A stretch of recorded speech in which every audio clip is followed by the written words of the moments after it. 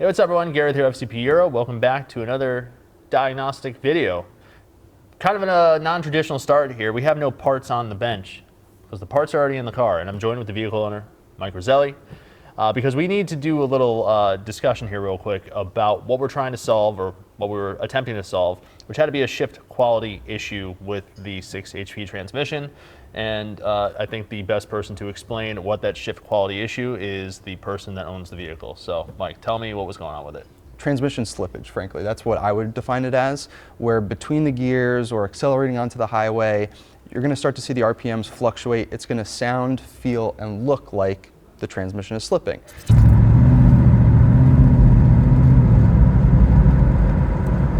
So in my diagnostic, it's like rebuild the trans, $5,000–6,000.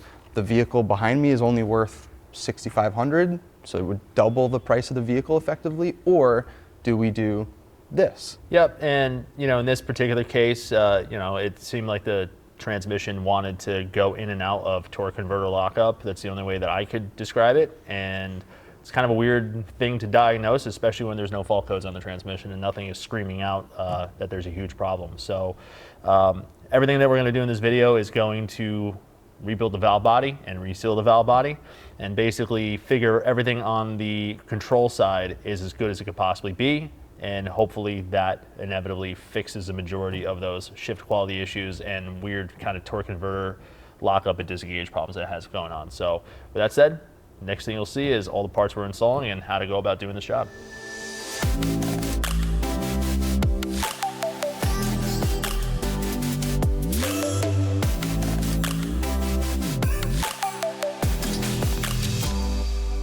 So a couple of the parts that we have here, when we're talking about any of these transmissions, transmission uses the automatic transmission fluid. You have a pump which increases the pressure. That pressure then goes to the valve body. The valve body then controls individual channels, which disengages, engages, clutch packs, things like that. So automatic transmissions have all these wet clutches. They're all hydraulically actuated. And what can happen over time, particularly on the control side, which is the valve body. In this case, it's an electronic element and a mechanical element called a mechatronic unit. You have two halves, which are put together with a separator plate. The separator plates have been known to fail. There's basically a silicone bead around all of individual channels. If that silicone bead is to just say disintegrate over a period of time, you could have a pressure loss in between the two halves of the valve body. Inside the valve body, you have a bunch of different pistons and chambers and things like that. Any wear inside the valve body could cause a pressure loss to happen in that channel, which will result in a performance problem. We also have solenoids over here for the 6 HP transmission. There's different solenoid kits depending on what generation 6 HP it is, whether it's M shift or E shift, that's mechanical shift or electric shift. The solenoids have been known to be issues on their own right. Sometimes you'll have solenoids are out of resistance or out of spec in terms of resistance. Alternatively, you could have contamination at the tip. There's a little filter screen there. If it's clogged with material, that's also going to affect the way the solenoid works and controls the flow of hydraulic fluid through the valve body. So there's a potential bunch of failures that can happen within the valve body itself. But past that, you also have your little O-ring here on the filter that seals to the transmission pump. Any kind of failure of that O-ring or potential problem with that O-ring could cause a pressure loss.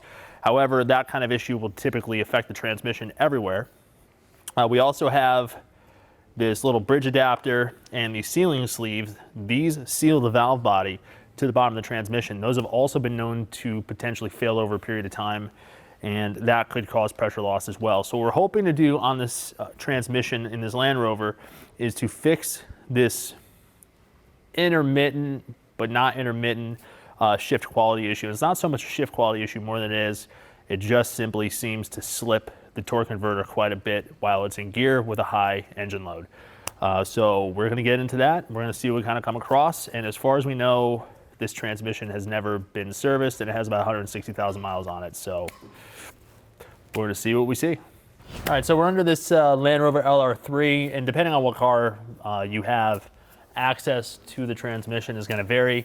I would say that this Land Rover with this cross brace here in the frame rail that supports the back of the transmission and the transfer case is probably going to be one of the more obstructive vehicles to gain access to what you need. But in order to get the valve body out of the transmission, you need to remove the oil pan. And when you remove the oil pan, you're going to be obviously draining fluid. The first thing you want to do is crack your fill plug loose, make sure the fill plug can come off. Then crack the drain plug on the pan to get all the fluid out. Now this vehicle has a mechanical shift linkage. We're going to have to undo that. So I'm going to start on the shifter linkage. It's a 13 millimeter nut. So we'll tuck our shifter linkage out of the way. All right, we're going to take the fill plug off. So we see some varnish in the fluid here, but it is moderately translucent. So you can see through it. It's not ultra dark. I mean, it is dark, but it's more oxidized than anything else. And I'm going to crack the drain plug here.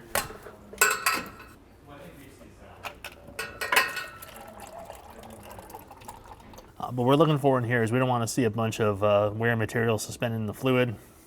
You might see a couple specks here and there, but you don't want it being one giant glittery mess. Because at that point, you might want to make different decisions in regards to the repair of the transmission.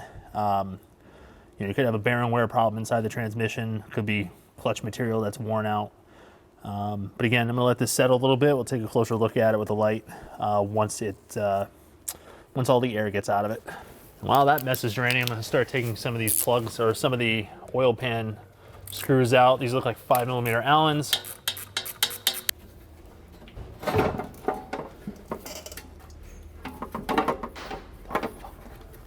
So one thing to mention here, pull the filter out. This pan has a separate filter from the pan. The ZF pan has a built-in filter, which is sealed by an O-ring. The seal that's supposed to be at the end of this filter is currently stuck inside the housing of the transmission, and that leads directly to the oil pump. If you have a bad seal between the filter and the inlet of the oil pump, you are going to have somewhat of a potential cavitation issue. If you ever tried to drink through a straw with a hole in it, even if that is submerged in fluid, it's almost impossible. Already into this, I'm not wondering if this seal for the filter is the problem. There's been numerous instances of people installing brand new pans and filters having an issue right off the rip, strictly because the pump is not able to actually pull enough fluid through. It's a little speculative at this point. I don't think that is necessarily 100% the case here, but the fact that this seal is stuck inside the bottom of the transmission like that, these are supposed to come out with the filter. This thing separated, and it is rock hard. I'm actually having a very difficult time getting it out, and I do want to be careful while I'm doing it because I don't want to damage or disrupt the sealing surface where the new filter has to go. Any kind of grooves or marks you put in that machine surface could create a problem later on. But I'm going to work on getting the seal out because really can't do much else until that's out of the way. Here's our mechatronic unit. These are all the solenoids. One thing to note on the solenoids is over time the color of the tops will change. So these are yellow, blue, and black. Sometimes the blue will turn kind of a greenish color. So actually seeing a lot of people get confused by the colors strictly because of the change. We also know that this is a Gen 1 6 HP 26. It only has yellow, blue, and black solenoids, and it's 3-3-in-1 configuration. Now here on the back side of the transmission, up near the top, there is a round connector or terminal housing that goes into the valve body of the transmission. We need to disconnect the valve body electronically, so we have to rotate that connector clockwise, or sorry, counterclockwise. There's a little tab on the side of it. I'm gonna use a flathead screwdriver to push it. All right, that is our valve body connector. Really important. I'm taking a look inside of it, making sure there isn't any oil on the inside. Actually, there appears to be a little bit of fluid on the inside of the connector. These mechatronic seals are known to leak. So if I'm looking at the pins, I see a little bit of wetness.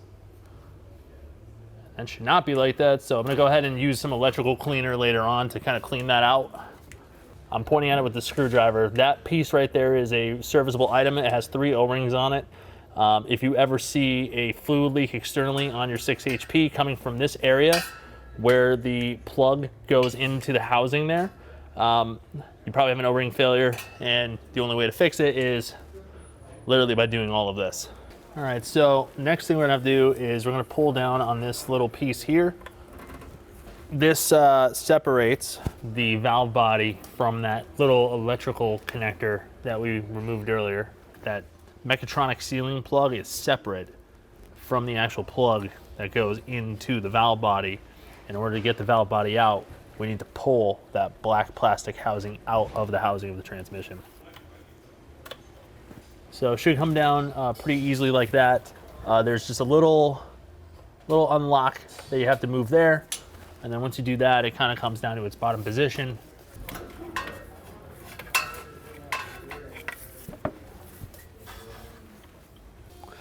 So these are the little O-ring seals right here that I was talking about. These will typically leak over time. This one's pretty compressed. This one is pretty hard, but this is what will cause external leaks. So we got that out. That's going to be replaced. So we have to follow a pattern when we're loosening the valve body. The repair kit that we're using, well, actually we have 2. We have the solenoid kit. They give you paperwork between E-shift and M-shift cars, and then also the Sonex zip kit. I mentioned this as well. So at this point, we're going to want to hold on to the mechatronic unit.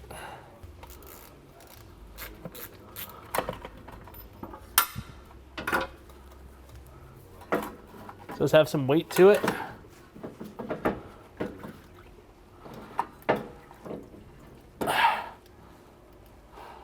So this right here is our mechatronic unit. This is both the hydraulic control as well as the brain of the transmission. It's all integrated into one unit, but what we need to do is we need to remove the brain and put that off to the side. We're not touching anything on that side of it. There are 7 screws that hold this portion to the actual valve body itself. And earlier when we flipped this piece down here and then pulled that kind of connector housing out, these right here are the terminals that the connector and the body go to, and then that sealing sleeve kind of locks in there, and then this piece locks it all together. It is important to also make sure that there's no chance of static electricity or anything like that, because if you do touch anything and you have a static discharge, you could brick the entire brain of this unit, and that would be a very, very bad day, and we don't want that to happen. I'm going to be careful here.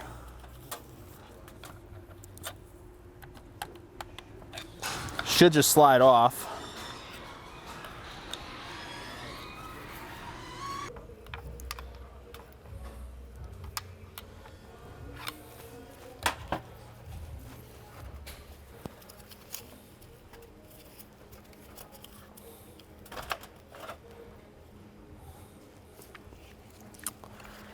There we go. That right there is the brain of a 6 HP transmission. You can see right here, these are the terminals for the solenoids. We're going to be replacing, there's a little bit of a foam strip in here that kind of keeps these pins in contact internally there, so we'll be replacing this. If we look at this portion of the valve body right here, this right here is your mechatronic bridge adapter, so that is an additional seal that's still in the transmission on the car. We're going to replace that. So this is a flow path for fluid. And then we have these 4 holes in the back here. These are additional flow paths, and these are sealing sleeves, which could be different lengths depending on the position, so you do need to be aware of that. But these right here, 1, 2, 3, 4, these are potential leak points. And then this right here, the mechatronic bridge adapter, this is another potential leak point. So when we were removing the bolts that holds the valve body against the bottom of the transmission, the torquing sequence, we put it back together, is really important to make sure that these seals are evenly compressed. You want to make sure that no matter what you do not interfere or use any kind of cleaner or abrasive on these surfaces. These are machined, they need to be left alone. That's what seals everything up. I'm going to go ahead and remove the rest of the T27 screws. These are what hold the 2 halves of the valve body together. That's going to gain us access to the separator plate, which you do want to take a look at in case the separator plate is the point of failure. We'll be able to tell by the silicone. There is no order that I could see in which we need to take these out, so I'm just going to start from the middle and work my way out towards the ends, kind of in a spiral pattern, if you will. I feel like that's safe.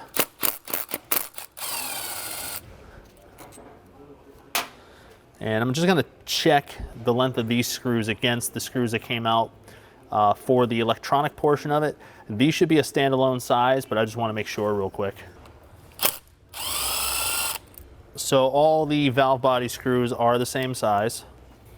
And now we should be able to pry the two halves apart. I'm going to lay it flat down and should come apart pretty easily.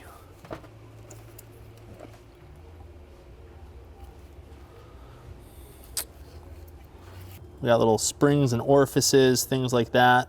Looking at the condition of our separator plate, and there does seem to be a couple of areas where possibly there could have been some pressure escape.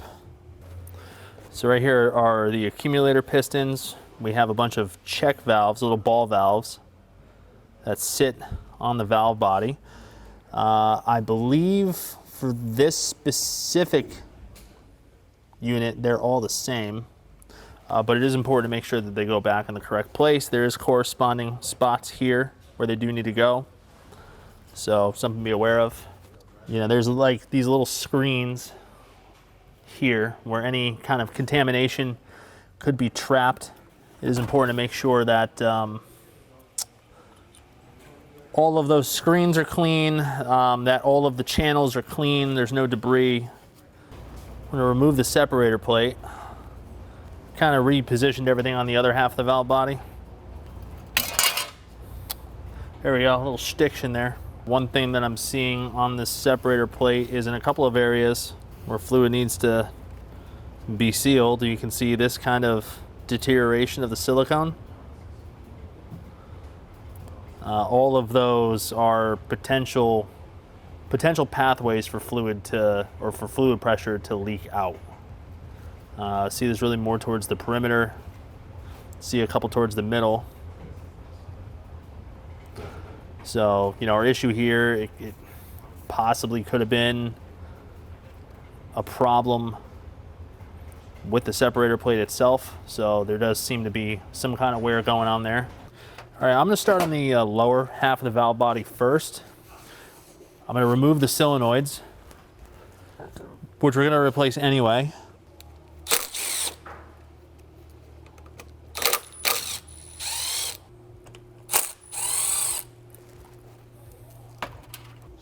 And then we'll be able to pull our retainer plate up out of the way, and then the solenoids should be able to be removed fairly easily. They pop out.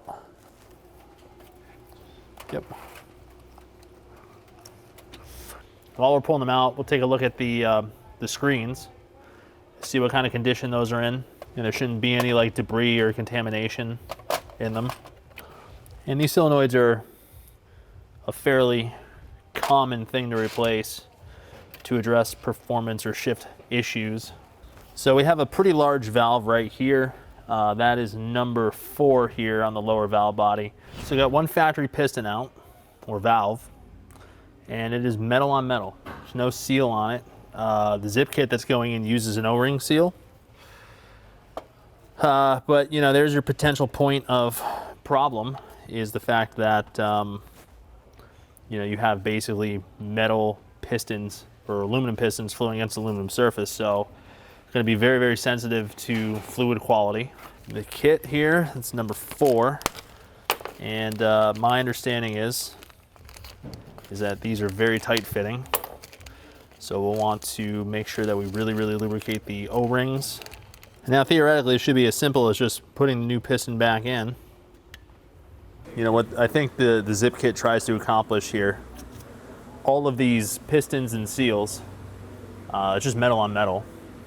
And they are a pretty close tolerance fit. But when you have metal on metal contact, you can have wear, which will result in a pressure loss. So switching over to these valves and pistons that have the O-ring seal, theoretically the O-ring seal should be permanent. And if there is any kind of wear, the O-ring should help seal that up, which should save the valve body, which will improve shift performance, preventing you from having to buy a new valve body, which if you've done the research, you know that these are from ZF a couple $1,000s, and remanufactured ones are kind of a crapshoot. So here's the thing, any of these things that I'm replacing are a potential leak point in the valve body. So one thing to mention, we have these little clips to hold these pistons in, or these valves. The question would be, which way do they have to go in? Realistically speaking, right, if we look at ZF here, these are both the same size retaining clips, and we can see that they're installed in different directions. Now they come down from the top, but one is installed with the backside here, the other one's here. So we can see that there doesn't seem to be any pattern from ZF as to how you're supposed to install them. Rather, they need to come down the same way. But whether or not, you know, this side is here or there, it doesn't really matter. As long as it locks on to the little thing there, you're fine. I'm going to install them in all the same direction, you know, more for my own OCD than really any other reason. But I would say don't worry too much about which side that pin is facing or that clip is facing. Should be fine. I'm going to push down on the little piston. It does move. That's going to take tension off the clip. I'm going to use that pick to basically push the clip out. That actually just fell out very easily. There's that. I'll pull this out. We're going to leave the spring in place. And in our zip kit, we're going to use number 5 along with an O-ring. This is number 5. These O-rings do fit pretty tightly. There we go. And I'm just using this Plasti Lube. It's a silicone-based lubricant, so it's fine for O-rings. Just to provide a little additional lubrication, you could use transmission oil as well. So from here, we're just gonna push it in, make sure it's square. You'll feel it pop in, and then you'll feel it pop again. And then we're gonna push it back, take our pin or our lock, drop it in. There we go. It's literally that simple.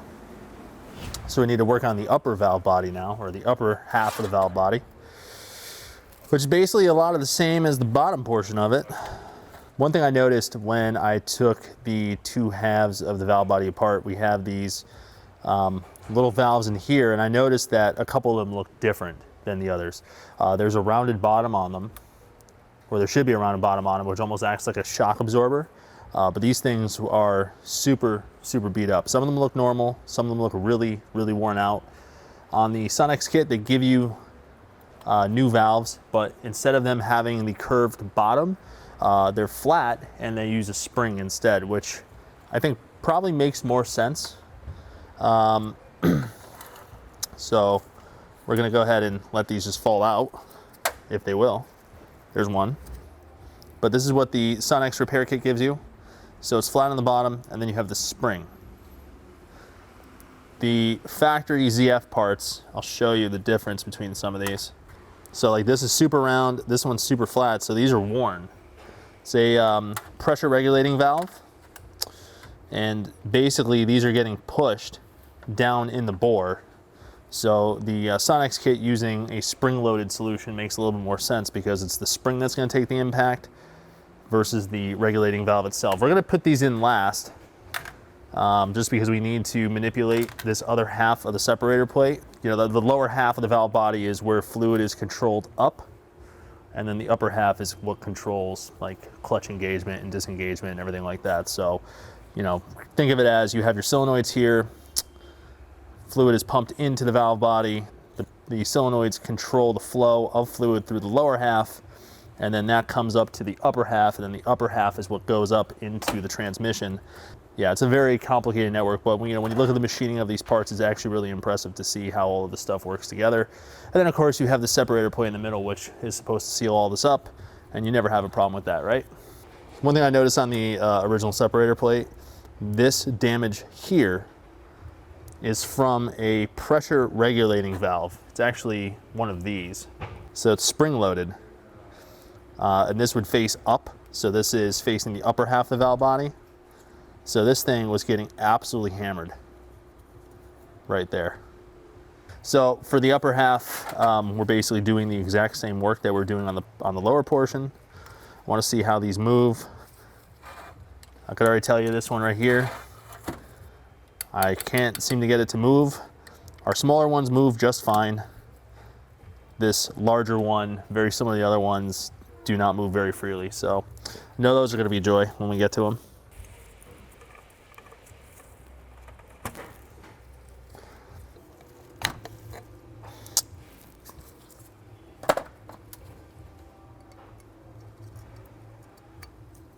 There we go.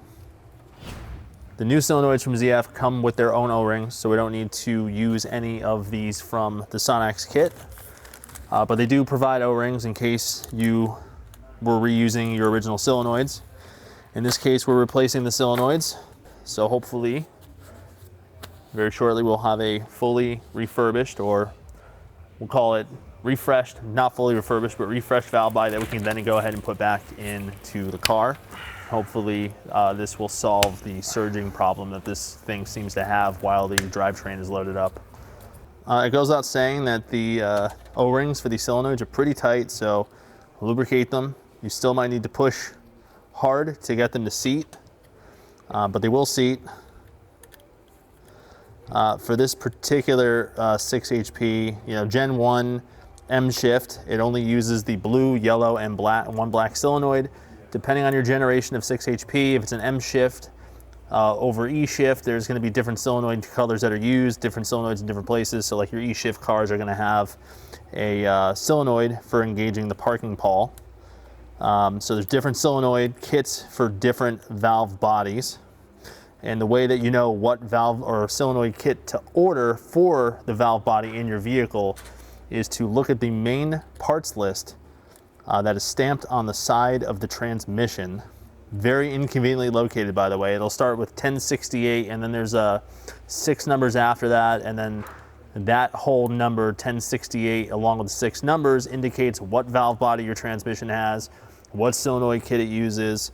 It basically identifies the internal part numbers of that transmission. That's the way that ZF wants you to order parts for the transmission, which is completely independent of the car manufacturer. So at this point, we're going to reinstall the drain back valves, the check balls, and our screens back into the upper part of the valve body here. We have a brand new separator plate. Separator plate's going to go on here, and then we'll take the lower half, plop it down, and start bolting the 2 halves back together. So we have our big screen, which fortunately for us, there's a small screen and a big screen. Small screen goes right here. And they can only go in one direction, which is nice. It's not left open to interpretation. That goes there. And then we have our drain back valves, which sit here like that. So it's going to be spring towards the upper portion, or facing up. And then we have the other one over here. And then this valve body has 9 check balls. So we have one that drops in here.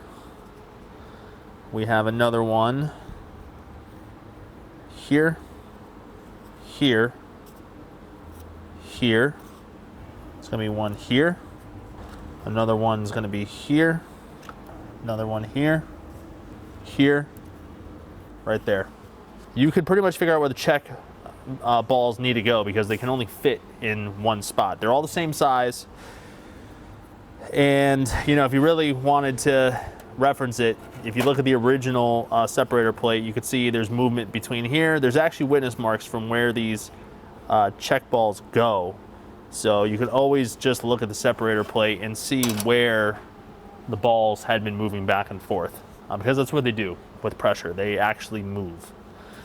So here we have our new separator plate. This comes from Sonax, and this has the AO52 designation and B052 designation, which matches up with the original separator plate. There's 6 different separator plates for 6 HP 21 transmissions, and I'm almost positive the separator plate, these have to match up obviously with the circuit. I believe there's 6 different solenoid kits, 6 different separator plates, so I'm pretty sure the separator plates are actually matched up to the solenoids, which would make sense because different solenoids, different locations. I'm just sitting here thinking about this out loud, and actually makes a lot of sense. So at this point, we have everything reinstalled into the upper part of the valve body. So all the check balls are in the correct location. We have the drain back valves in the correct location. We have the filter screens where they need to be. We have our new separator plate here, and we're just going to go ahead and plop it down. I want to make sure that the drain back valves are positioned as central as possible. So we have that there, nice. And then we'll take the upper portion of our, or lower portion of our valve body, and then we should be able to place it down on top.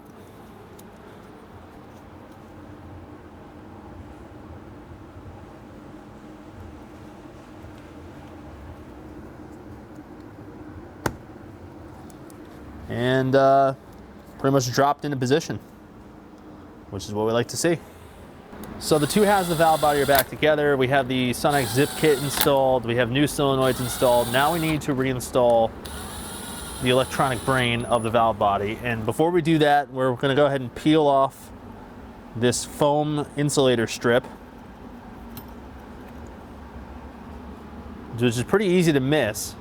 But this kind of insulates the connection, because these are just little spade terminals that slide into the solenoids themselves.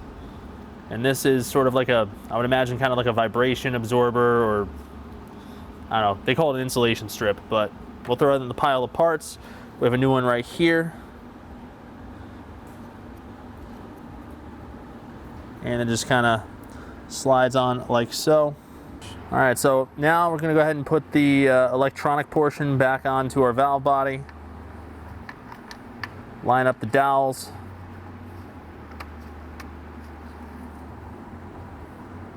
And then we have our position sensor here that has to engage.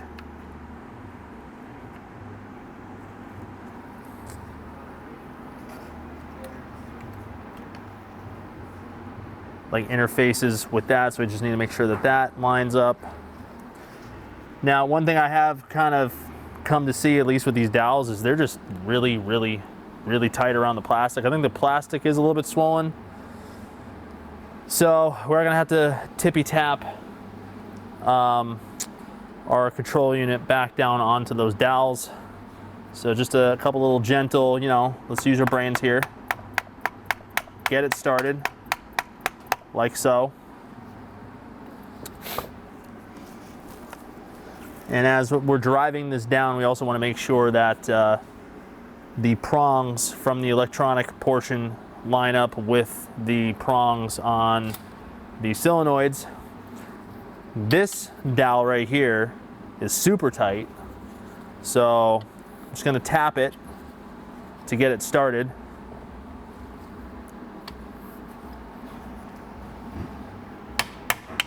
This is just an alignment dowel, so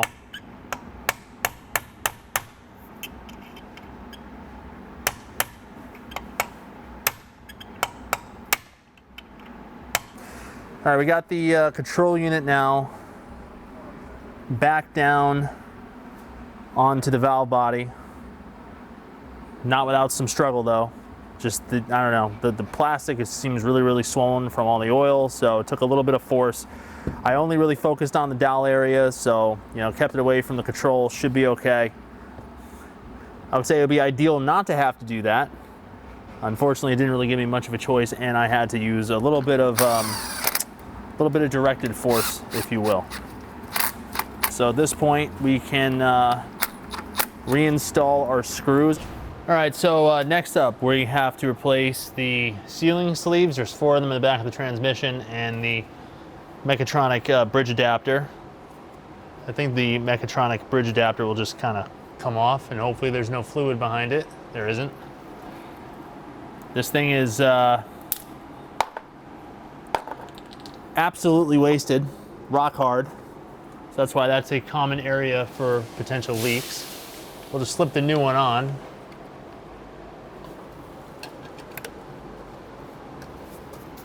And now let's see how these sealing sleeves come out. Now, one thing to note on these sealing sleeves, they are different lengths, and you need to put the correct length back in.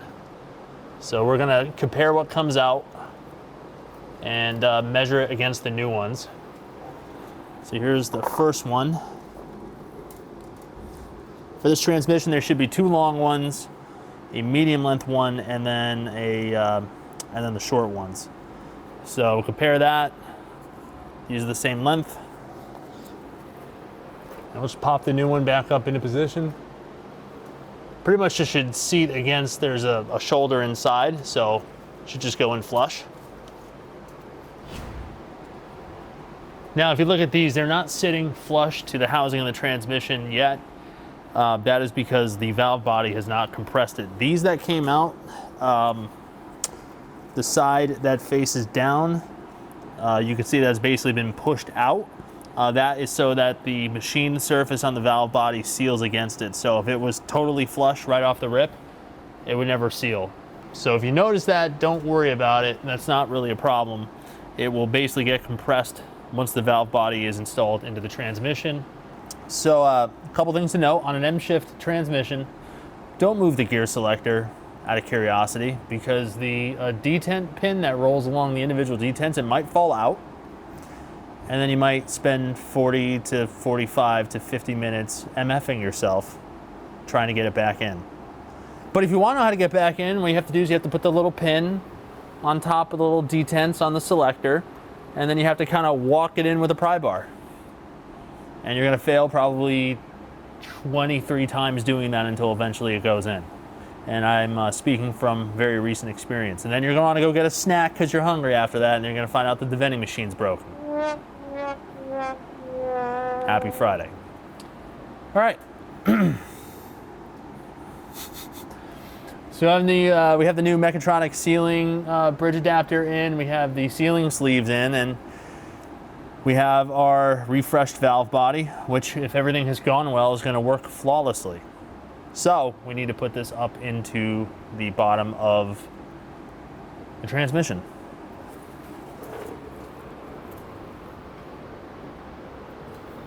Lots of room to work with here.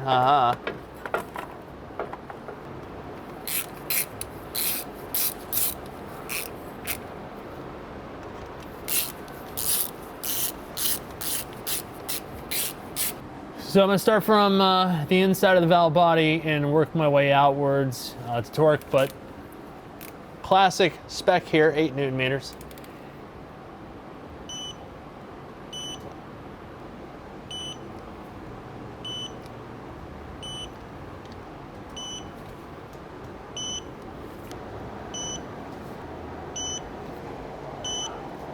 Happy Monday, everyone. You know what's better than being productive on a Monday morning is trying to put this mechatronic sealing sleeve back in the backside of a 6 HP 26 on a Land Rover LR3. Fuel line's in the way, vehicle in the way. This is probably gonna be one of the more difficult setups to do. All right, so the new sealing sleeve, this is what it interfaces with inside the transmission. So these two O-rings seal to the housing of the transmission. This O-ring seals on the inside of this connector housing, and then obviously the connector interfaces with this. If this seal right here were to fail, it'll cause oil to seep into the connector itself. So either way, anytime you pull the valve body out, or if you have a leak from this, you're gonna have to replace it. You're gonna have to pull this little release down, obviously drop the pan, refill the transmission, everything, but super common to leak. If you look right here, there's a little notch in the opening, and then there's these two notches here. Those correspond with the notches on our little sealing sleeve, right? So this can only physically go in one way. You can rotate this full 360 degrees. It will want to fall where it falls, right? And that notch, particularly in the middle or on the inside, that's what it lines up with. So you're gonna press it in. It basically bottoms out. You can't go any further than it can go. And then once this is in, you need to push this lock back into place. I'm telling you right now, these have quite a bit of resistance when you go to push them, because, and I'll show you, those little nubs on the outside, like that one right there and that one right there, that sort of interfaces with these two little locks. And what you need to do is push this plastic release mechanism up so that these go past the nubs on this. It's really not a brilliant design from the standpoint of, if you break this release, you need an entirely new electronic control unit for the valve body. You can't replace this. And while this sliding mechanism is fine for releasing it, once you remove the sealing sleeve, this requires a decent amount of force to go back in. So if you find that force is required, that is because the sealing sleeve for the mechatronic connector needs to push those little metal tabs back out. You have to get those metal tabs out and around those plastic nubs. Okay, sealing sleeve is in. Literally can't go any further, I don't think.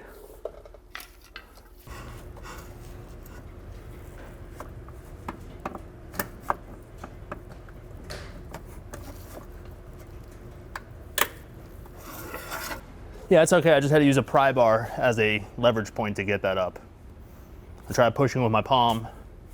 Unfortunately, the exhaust is kind of in the way, so can't really get a good grip on it. All right, so we're going to reinstall the transmission pan. Before we do that, we're going to put the filter back in. From the factory, and this is kind of all 6 HPs really, most of them are going to have a plastic pan with an integrated filter, which is what we were originally going to install. But we found on this LR3, it's actually a lot of work to put the plastic pan in because of the clearance here at the cross member. So the pan and filter assembly on this car is actually a terra firma kit. But there are 6 HPs from the factory, like for example, Gen 1 BMW X5s used a steel pan, and that is the filter we're going to use. This is basically the same style filter that would be used on a Gen 1 X5, and we have these in stock. So here's the ZF made by Filtran. So this is actually like a name brand filter we're putting back, and we have no idea what was in that terra firma kit. I'm sure it's totally fine filter. So we're going to go ahead and just plop it in. Like so. Base just presses in place and we got a nice audible click. So we cleaned up the original pan, or well, the terra firma pan that came off. Brand new gasket. These just use a like a paper gasket, specific for the 6 HP 26. So just gonna push this up in the location.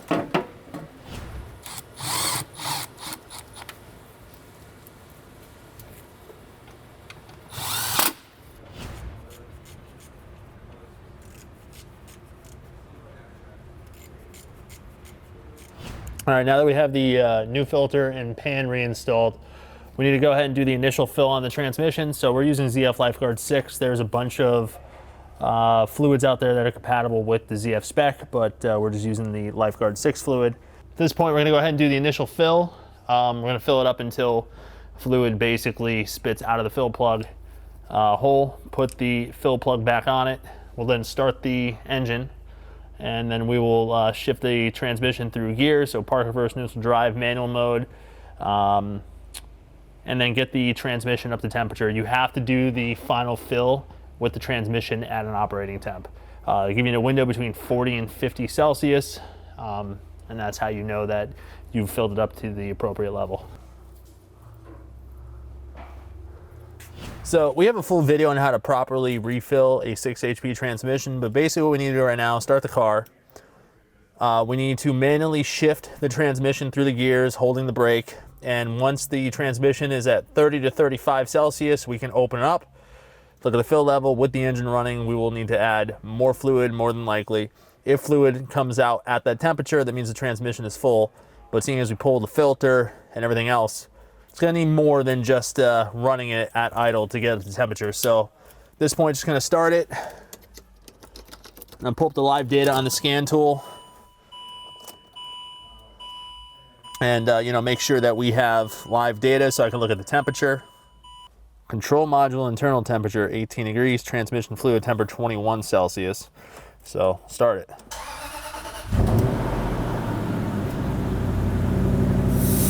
What a unit. All right, so at this point we'll shift it into reverse, neutral, drive. We'll put it into manual mode. We'll shift up through the gears with our foot on the brake. Back into drive, into neutral, into reverse, into park. And now we just let this thing sit until it gets to 30 to 35 Celsius. It's gonna take a little bit to get up to that temperature. But yeah, we just play the waiting game at this point, and then we can do the final fill. All right, everyone, we're here several weeks later after we finished the rebuild of the 6 HP transmission valve body. Here with Mike Roselli, who owns the Land Rover that we worked on. And really, I have no basis to determine how the improvement is because it's not my vehicle. He showed me the problem, but really he's the one to say, has this worked? Mike, has it worked? It has drastically improved what we were trying to fix. So I think when we talk about, is this type of thing worth it for someone who might be watching this video, you have a lot of things to consider, right? You have the value of the vehicle, you have the value of what this repair costs, and then you have the value of what a entire fix, transmission rebuild, torque converter, all that stuff would cost. So for this specific application for LR3s that are on the market right now, between let's say $3,000 and $8,000, and then you have a transmission rebuild, which is more than $5,000, right? At least, and then you have the cost of what we did here, which is a couple $100 and maybe a weekend of time. This is worthwhile to improve those things that we were trying to address. The other thing is we didn't reset any transmission adaptations. We left it as is. So possibly over time, some of that leftover slippage or weirdness that the transmission tends to do could clean up as it relearns that it can't actually engage the torque converter properly. This fix is only also going to work if some of your performance problems are happening on the valve body side. If the transmission itself has a mechanical problem inside of it, from torque converter, oil pump, all the way through, doing anything with the valve body is not going to fix it. So we were able to make the determination that there was probably some stuff happening between the separator plate and the seals on the valve body. So replacing those parts, putting them in, new solenoids, all of that, for the all-in cost, not dropping the transmission out, the cost associated with that, or fixing it, you know, as you said, you were really happy with it as soon as you drove it. I thought it was better, but since it's not my vehicle, I don't really know the oddities that it would have. So all in all, definitely worth doing, and considering the type of work it is, not that difficult to do, considering that you are pretty deep into the transmission at that point. So it's definitely worth a shot. So thanks for watching, and hopefully this actually solves your issues as well. If you have any questions, drop them in the comments below. Don't forget to like and subscribe, and thanks to Gareth for putting in all the effort, and hopefully this works for you all as well. Yep. See you for the next one.